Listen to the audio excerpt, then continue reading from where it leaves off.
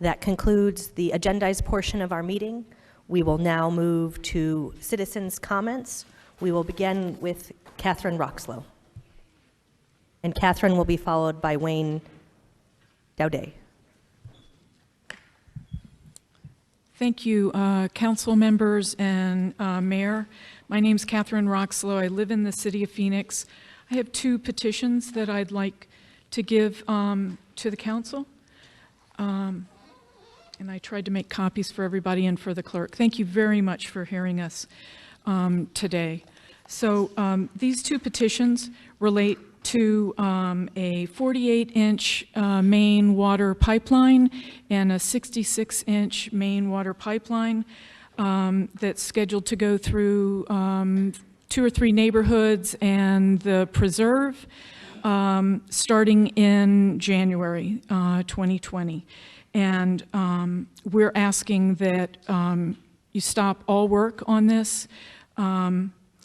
Petition 1, this is also called the Drought Pipeline. Petition 1 talks primarily about, we're requesting that you conduct a comprehensive water supply study related to specifically North Phoenix, but all of Phoenix, but specifically North Phoenix. We, in our studies, we do not believe this is an emergency. There's plenty of water for North Phoenix. Phoenix has done an incredible job of storing water and preparing for our future. And even if cap water stopped, which it won't, North Phoenix is positioned to have served. The pipeline is not needed. It's not an emergency. It's not even needed. There are better, cheaper ways to deliver water to North Phoenix. This is a $300 million project, and that money could be much better spent. So it's a waste of taxpayer money and water bill money. Petition 2 outlines issues that we have found with the alignment study and with the way the pipeline is being put in. The alignment study was basically a desktop study. It did not go into sufficient detail for a 48-inch water main and a 66-inch water main pipeline. It didn't include community input. It didn't include community safety. It goes on residential streets that are 38 feet wide, and you're looking to put in a 66-inch and a 48-inch pipeline into these streets. It doesn't go into building safety nearby, which would always be done typically on a job this size. It doesn't go into environmental protection sufficiently. The costs are underestimated. They haven't estimated correctly for blasting or for going through hard rock. And they're talking about our neighborhood. The houses are high because it's hard rock there. The alignment doesn't follow city engineering design standards. I'm sorry, but I want to talk for just a few more seconds. For a 66-inch or a 48-inch pipeline, you need 80 feet of easement, and we only have 38-foot wide streets. It's unconscionable to try and put in pipelines this size in a 2-lane street. Thank you very much.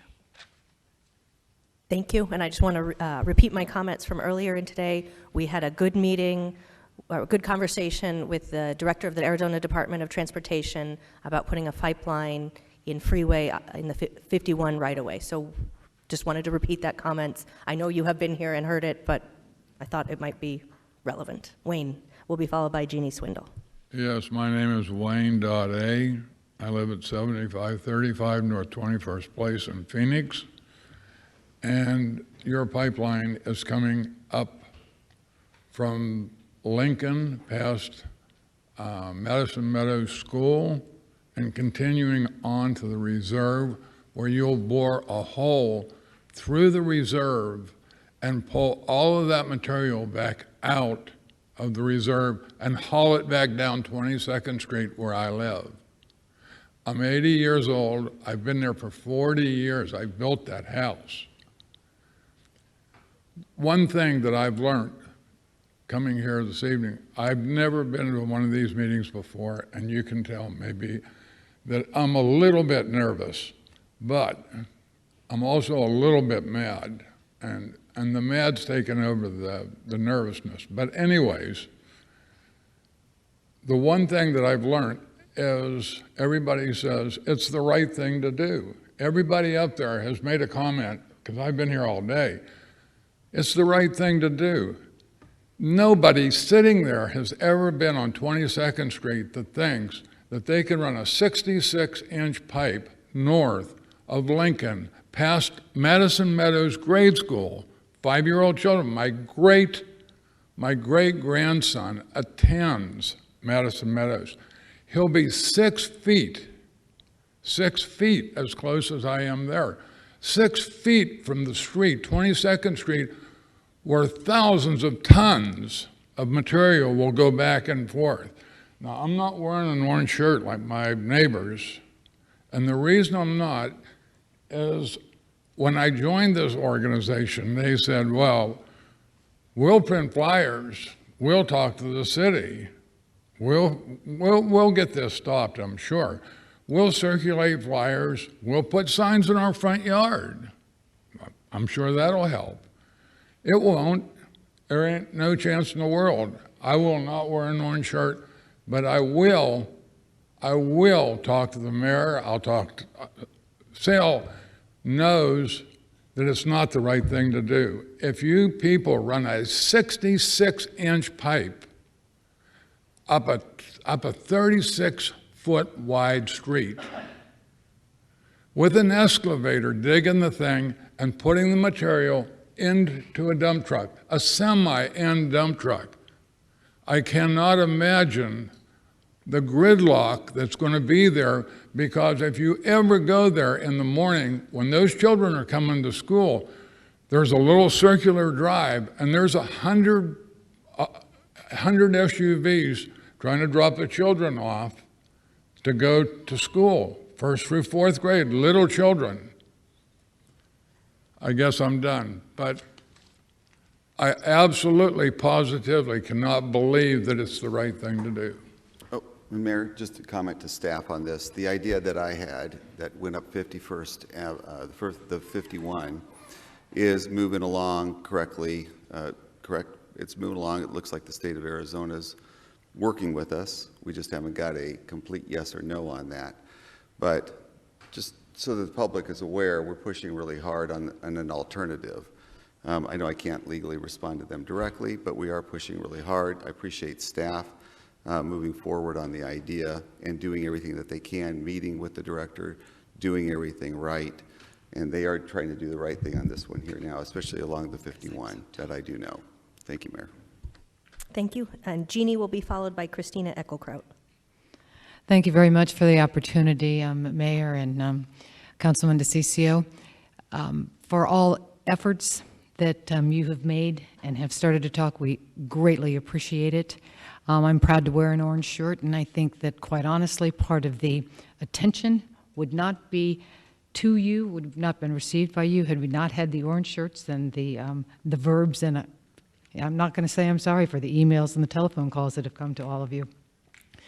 But what we are asking is, in essence, that you stop until the plan has been identified, the alignment is appropriate. We do not, as you have heard and read, we do not think that we think that it's ill-conceived and that there are better ways, and I know that you're pursuing that, and we have some ideas we want to have input into that. There are 2 pipes that we're talking about, a 48-inch and a 66-inch pipe. And all the details that you've heard in terms of arterial streets that are larger are where these should be by the standards manual, by engineering design. Granada Park, the area down there is, 300 homes, right? And Granada Park itself is going to be surrounded, if you will.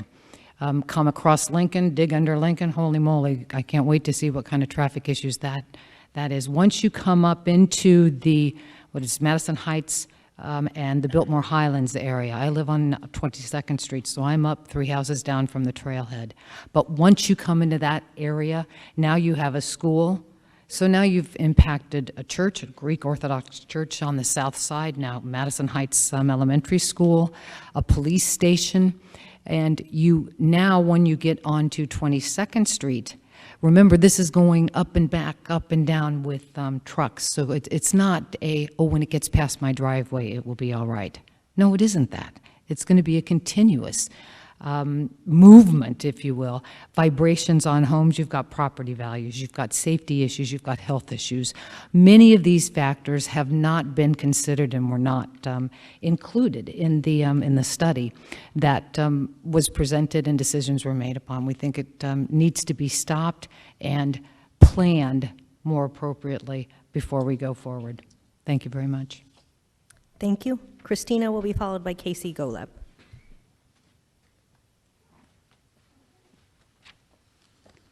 Hello, Mayor, Council. My name is Christina Eichelkraut, and I'm submitting a petition for consideration by the Council. Mayor Gallego, Council members, and City Management, today I'm submitting a petition that makes a request that has already been made numerous times by constituents as well as members of this Council to increase the practical accessibility of City Council meetings by adjusting the meeting time to one that starts after standard working hours. As an active civic participant, I do understand and acknowledge that there are practical concerns attendant to this request. However, I want to emphasize that this petition is not a simple yes or no request, but what I hope will be a starting point for serious consideration of this. I'm not going to read the petition to you during this time, as I expect the Council to do their due diligence and read it. It has been submitted to you electronically twice. There is also an online petition that does have other signatures from constituents. I realize I'm not legally required to have those additional signatures, but I thought it was important that the Council knows that this is an issue that is important to residents of this city. Also, I wanted to say that as one of the largest, fastest growing cities in the United States that spans a sprawling geographic area of 500 square miles, the city of Phoenix cannot in good conscience hold meetings at a time that effectively excludes a vast majority of its working public. It is possible to strike a reasonable balance between efficiently running a municipality while also allowing city residents every opportunity to dynamically engage with their elected officials. In fact, I would wager to say that that's the responsibility of this council.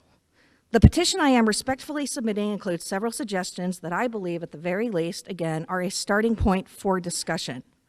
I have every confidence that with some effort and a compromise with our municipal government can be more robust, we can have a more robust civic participation that's fostered by better meeting times.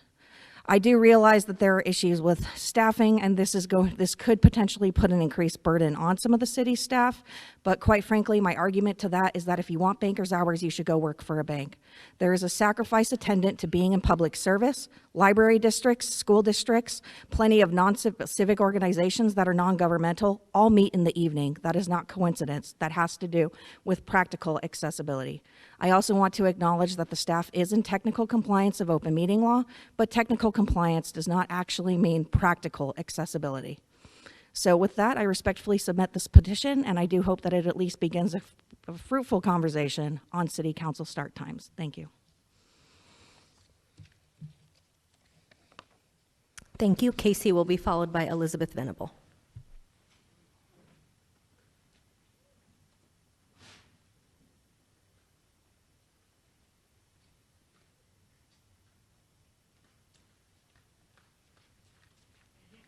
And just to confirm, Casey is no longer here? Casey's gone? Okay, thank you, Elizabeth. Okay, so I assume you've heard the big news.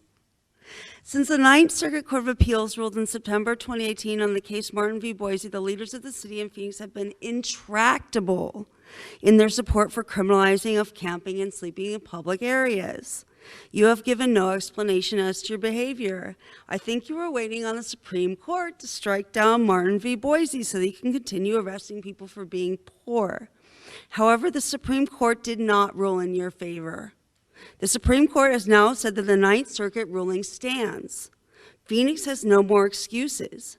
You must stop criminalizing sleeping and camping. The paucity of resources devoted to the homeless in this state and city is disturbing. More disturbing is the idea that in the absence of meaningful programs, which you can't even access unless you're SMI, for many of, like Phoenix Cares, which humanely house the homeless, you feel entitled to make it a crime to live. The city of Phoenix must choose to follow the Supreme Court. I expect no less and will hold you accountable. What is your choice? I respectfully anticipate the answer that is reviewed by your counsel, and if it is insufficient, we will take further action. And I have a petition. Mayor, may I ask staff a question on this? So the Supreme Court was pretty clear in their ruling upholding the Ninth Circuit. Councilman, Oh, we have to stick to the open meeting law. oh, no, I'm not. I'm asking staff this question here because I think we're going to need to have a meeting on this. Whether it's an executive session or a policy meeting, we really ought to have a discussion on this point. And I'm glad she brought it up, quite frankly, because it's going to have a big impact on primarily the inner city. So just letting you know, we should have a... I've already spoken to the city attorney about scheduling this for a next session. Okay, good. All right, thank you, Mayor. Thank you.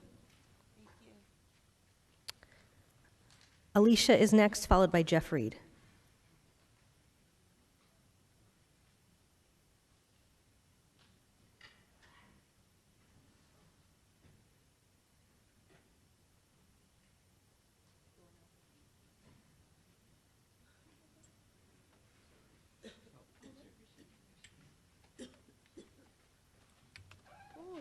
Hello.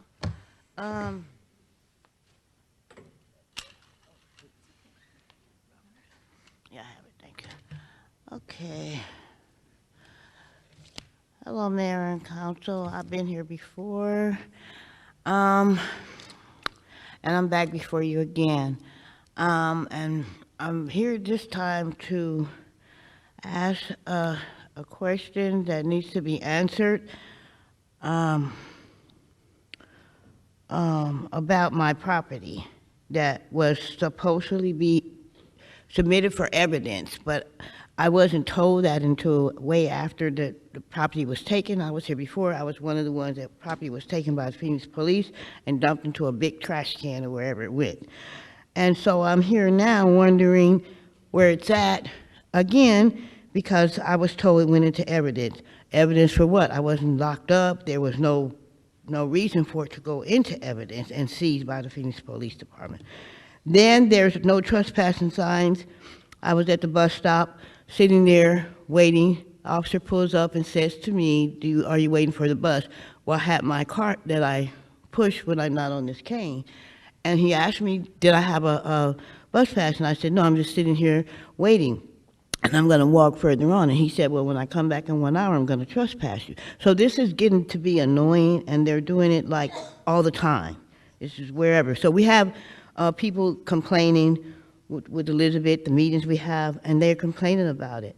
They're saying that they're being ticketed for it, just being sitting somewhere where no trespassing sign is, but the no trespassing sign means you can't cross over the gate, not the sidewalk.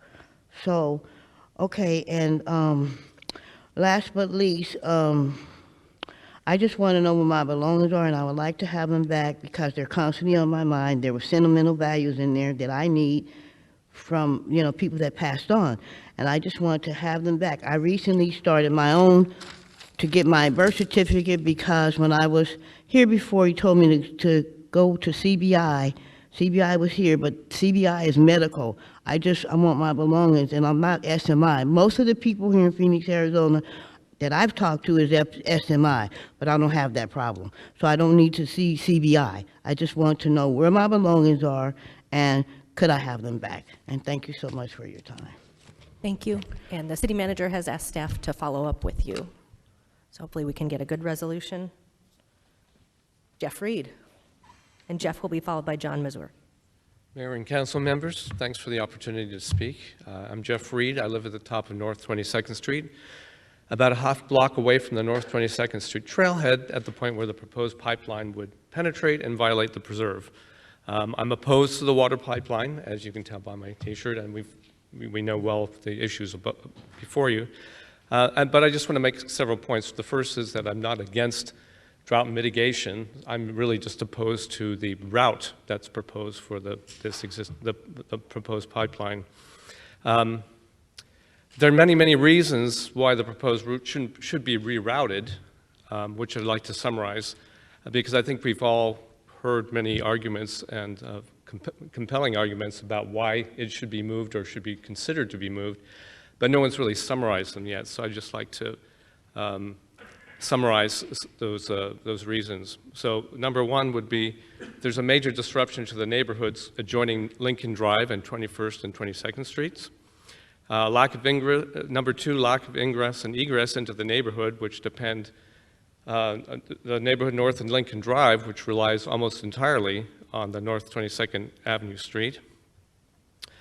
Three, lack of access for emergency vehicles if 22nd Street is under construction for the proposed 2 to 3 year period that the Water Department has proposed. And number four, the proximity to the Madison Heights Elementary School, which Wayne has, I think, pretty well explained his opposition to that.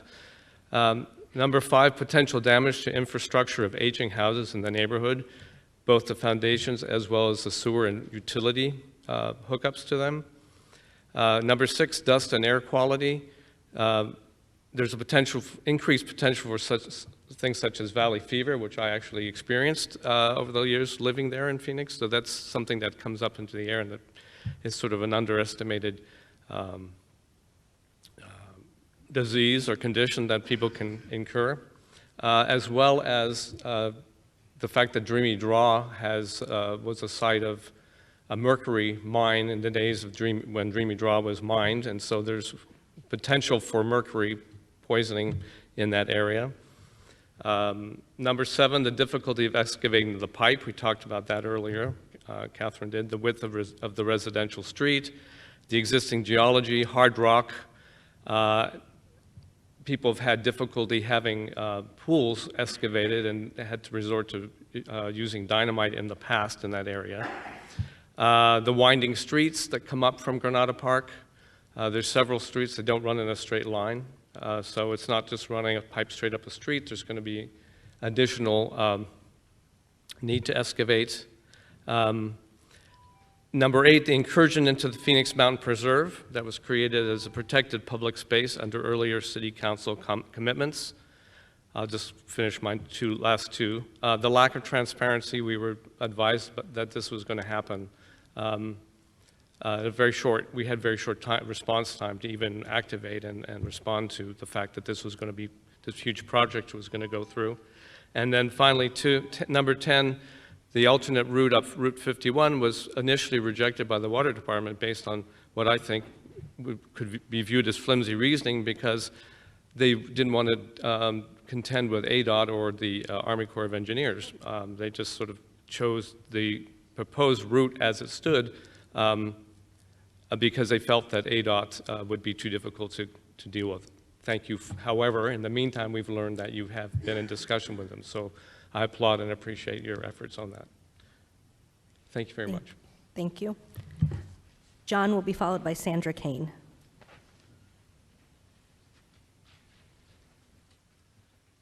Good evening, Council. My name is John Mazer. My wife and I are proud new members of the Piostoa Peak area for the last 2 years. We love Phoenix. We love Piostoa Peak. We love the Phoenix Mountain Preserve.